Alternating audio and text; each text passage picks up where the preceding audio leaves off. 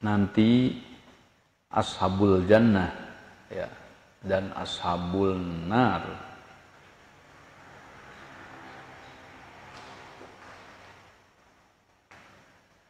saling memperlihatkan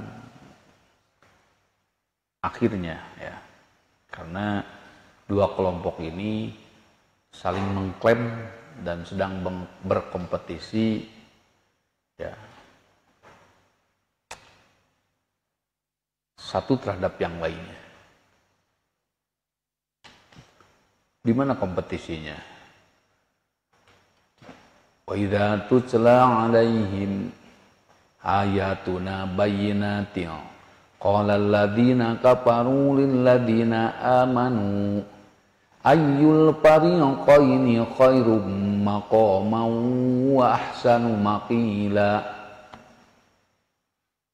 Ya, saat di dunia karena ini sedang kompetisi, kemudian orang-orang yang tidak beriman mengatakan, ya, ayu fariqaini, dua kelompok ini mana yang lebih baik secara kedudukan, secara apa-apanya. Nah, ini artinya sedang berkompetisi. Dan nanti juga pada saat yang sama kembali wanada ashabul jannati ashaban nari an qad wajadna ma wa'adana rabbuna haqqan fahal wajadtum ma wa'ada rabbukum haqqan. Ini juga kompetisi.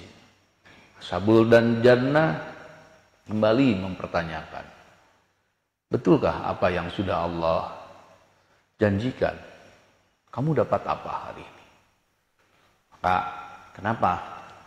Ini bagian dari kompetisi. Karena Allah menciptakan manusia dan iblis adalah ihbitu ba'dukum li ba'din adu. Ya, semuanya untuk berkompetisi.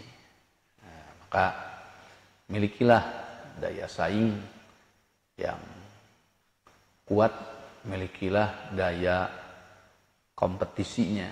Ya, salah satu ya, apa yang menjadikan kuat dari daya saing itu adalah keakurasian, keakuratan, kecermatan di dalam menghitung. Nah, tentu ini hal yang bisa dan dapat dilatih ya.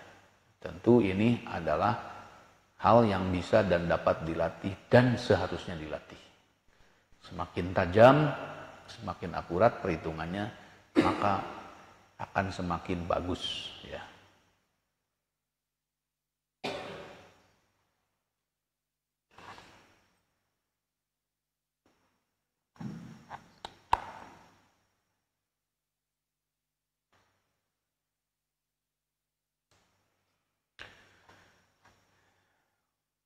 Maka oleh karena itu ya, hal-hal yang bersifat pengetahuan dan kemampuan dasar ya, untuk bisa sempurna menghitung itu kembali saya sampaikan dari yang kemarin itu ada berapa untuk mencapai kesempurnaan menghitung itu ya, 1 kali bagi tambah kurang. Kali bagi tambah kurang ya, karena nanti persentase pun akan menggunakan kali bagi tambah kurang ya. Ya.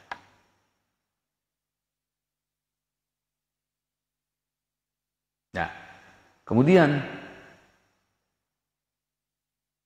dari kesempurnaan menghitung itu kita jangan tidak mengetahui jumlah ya.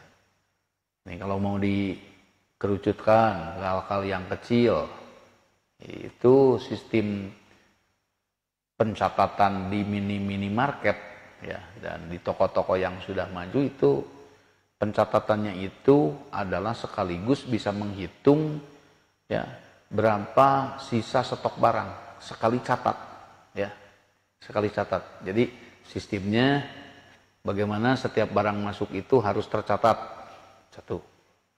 Nah, nanti kan kalau tercatat akan bisa diketahui berapa jumlah. Nah, kedua, saat barang itu keluar karena dibeli, maka dia harus tercatat pula. Nah, hikmahnya tadi untuk mengkontrol berapa jumlah uang yang ada dan sisa barang. Jadi hanya cukup 2 kali pekerjaan. Tetapi tadi cermat ya, keakurasiannya menghitung sampai kalau ada karyawannya yang misalkan tadi mengambil 1 atau 2 itu akan ketahuan. Kenapa barang masuk 100 kemudian sisa 40 duit yang masuknya hanya 58, 2 lagi kemana, itu akan ketahuan. Ya, luar biasa. Nah, itu model atau cara-cara penghitungan yang akurat. Ya, kalau pedagang biasa kan tidak tahu nih. Kalau ada yang ngutang itu lembaran keberapa, nanti belum lagi kertasnya kena tumbahan air. Ya, kalau itu tadi sudah lebih maju dah dalam mendekati keakurasian, ya, kesempurnaan menghitung. Ya. Itu dalam hal kecil. Ya. Tentu dalam hal besarnya adalah apa yang harus dihitung itu tadi. Berapa yang harus dihitung itu? 1, umur, ya saudaranya. Waktu, itu umur waktunya. 2, keluarga. 3, ya, harta keluarga. Ya, itu. Ya. Kenapa? Karena itu yang akan dikelolanya. Ya. Karena itu yang akan dikelolanya. Kita sholat dalam apa? Di dalam waktu. Kita sholat sepanjang apa? Sepanjang hidup. Artinya sepanjang kita punya umur. Nah, semakin kita bisa mengoptimalkan tadi waktu menjadi luar biasa, itu daya dan manfaatnya akan semakin besar ya. Oleh karena itu saya menantang tahun depan bapak-bapak sanggup tidak membawa hasil apa yang sudah dikaryakan, hasil apa yang sudah ditanam, hasil apa yang sudah disembelih, bawa ke sini. Ya, berbagilah di sini. Ya, berbagilah di sini. Banyak sekali hasil-hasil ini setelah tahun depan. Mau apa saja.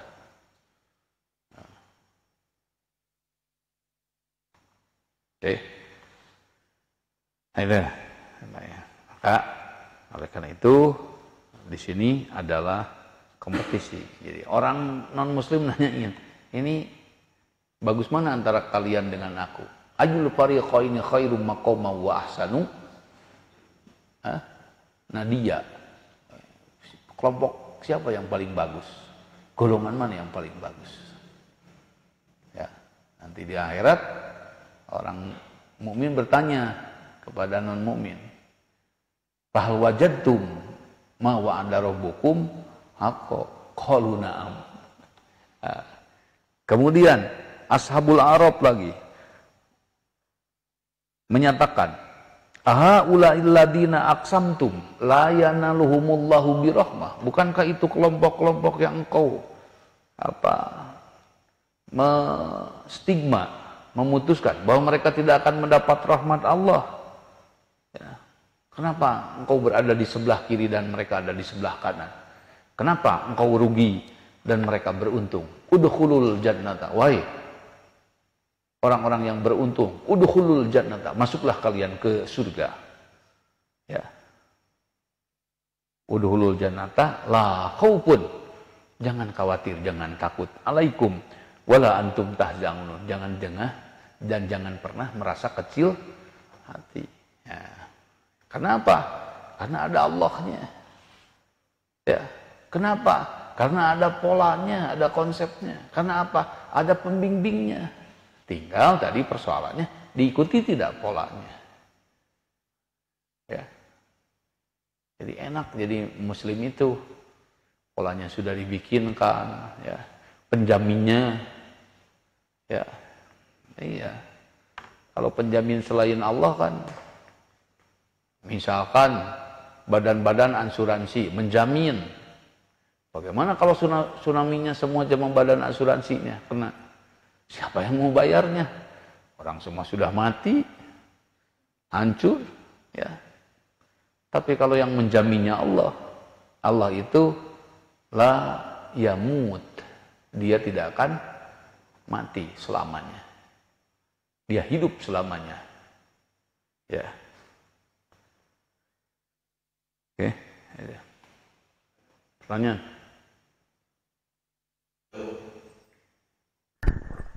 Pertanyaan masih banyak yang belum terjawab, Pak. Salah satunya dari Agung. Assalamualaikum. Saya mau tanya, bagaimana menurut pandangan Islam terkait pinjaman meminjam kepada bank konvensional? Ya, kalau sistem pinjaman berbunga itu kata agama itu haram, tetap hukumnya haram. Ya, jadi jawabannya singkat, haram hukumnya. Tetapi saya di sini dan jamaah belum bisa menetapkan, belum bisa melaksanakannya. Ya. Sekali lagi, saya di sini belum bisa melaksanakannya, masih sedang berusaha. Ya. Jadi kalau di bangunan, kenapa ini gentengnya belum dipasang? Ya. Belum bisa, soalnya saya belum pasang kuda-kuda, saya belum pasang reng. Jadi bukan tidak mau dipasang, hanya memang tahapan membangunnya. Paham tidak? Ya. Kenapa ini keramik belum dipasang? Oh, ini juga belum beres pondasinya, belum beres batanya. Nanti setelah beres semuanya baru, ya. Jadi sekali lagi, membangun syariat itu secara tahapan. Kalau saya hanya ditanya begitu saja, ya hukumnya haram. Sederhana. Mau 1%, mau 2%, 10%. Tapi saya tidak bisa menjalankannya. Belum bisa menjalankannya. Sama, kisos wajib tidak? Siapa yang sudah bisa melaksanakan? Belum. Wajib kan? Sila. Nah, jangan kisos. Sekarang. Apakah semua sudah bisa melaksanakan sholat berjamaah tepat pada waktunya? Umumnya? Belum umumnya. Ya. Nah, itu saja kan belum. Jadi sekali lagi jawabannya jelas bahwa pinjam itu haram. Nah, tetapi kita belum bisa melaksanakannya. Jadi bapak-bapak yang ya mau pinjam sajalah. Yang penting jangan rugi, saya minta. Ya. Terus selanjutnya dari Deden Suryana Mutohari. Assalamualaikum, saya Deden dari Samarang. Begini, saya usaha modalnya dari bank, tapi dari usaha saya sering ada masalah. Padahal dari pendapatan perusahaan lumayan bagus. Apa modal saya kurang berkah karena riba atau gimana, Mas? nah, tadi jelas sudah dijawab masalah permodalannya ya. Jadi sebelum ada nanti gantinya, ya jalan dulu lah yang dari perbankan situ ya. Karena juga kalau saya berhentikan, kata bapak-bapak, terus pinjam ke siapa? Ke saya. Nah, kalau tadi alasan apa? Dia pendapatannya bagus. Nah, ini yang harus digarisbawahi. Pendapatannya bagus, tetapi kok masih tetap ya sepertinya pas-pasan, atau kalau pas-pasan juga kan tidak enak ya, klaim atau akuan labanya besar tetapi pas-pasan, kan kita capek ya sebagai pengusaha ya. Nah ini kalau dihitung secara cermat, apakah penghitungannya, pengalokasiannya sudah besar belum? Sudah tepat belum? Nah, kan? Karena begini ya, saya sampaikan lagi, ada beberapa saya menemukan pengusaha yang istilahnya anti rugi, dan ini di beberapa jamaah yang sudah berhasil.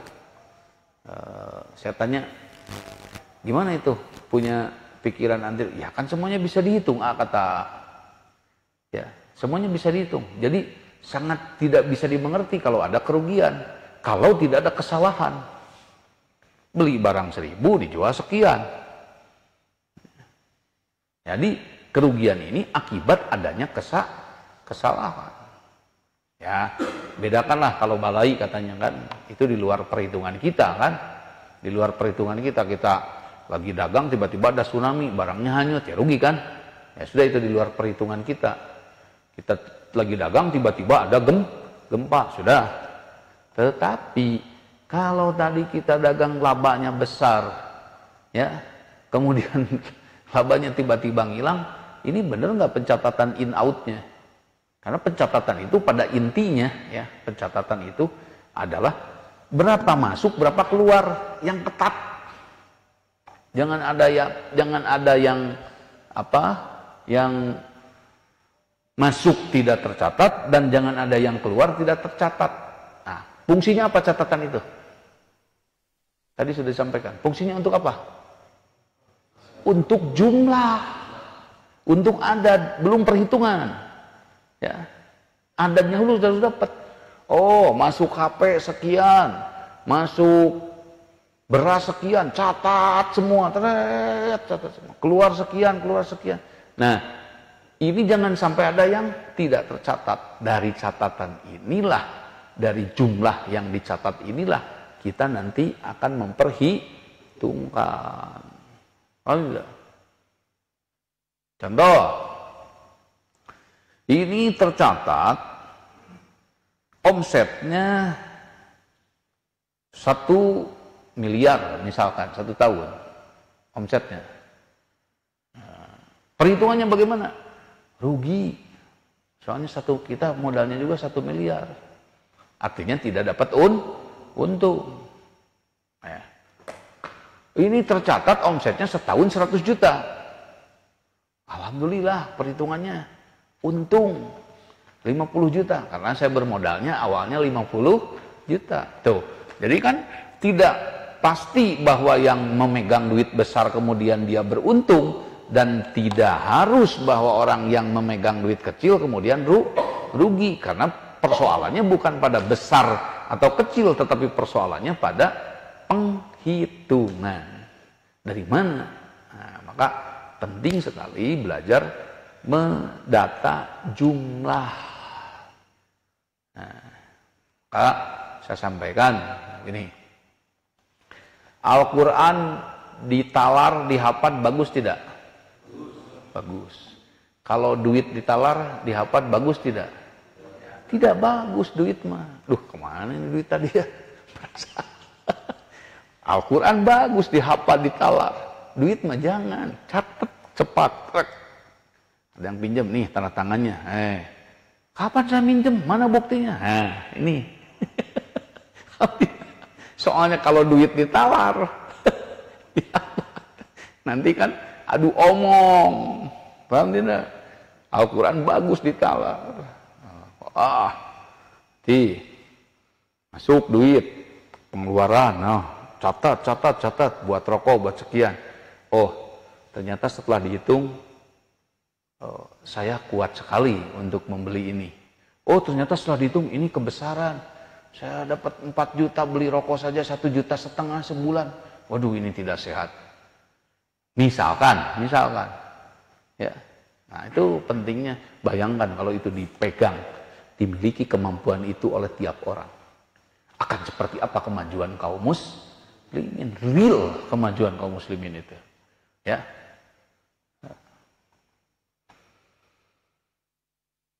Cukup?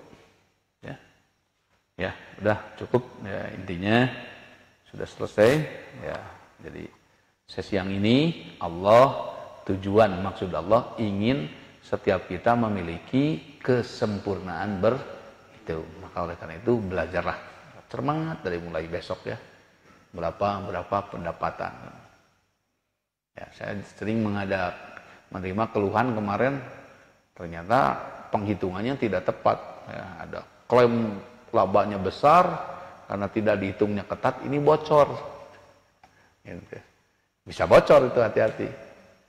Ya, mudah-mudahan Allah menguatkan hati-hati kita ya.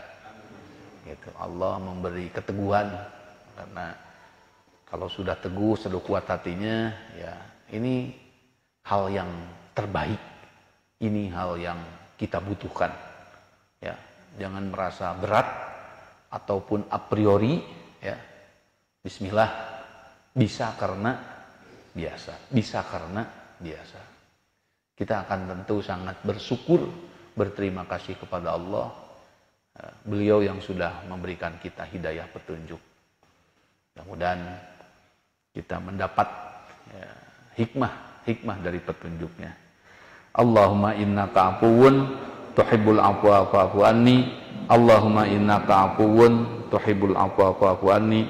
Allahumma innaka afuwun tuhibbul afwa fa'fu anni. A'udzu billahi minasy syaithanir rajim. Inna rabbakumullahu alladzi khalaqas samawati wal arda fi sittati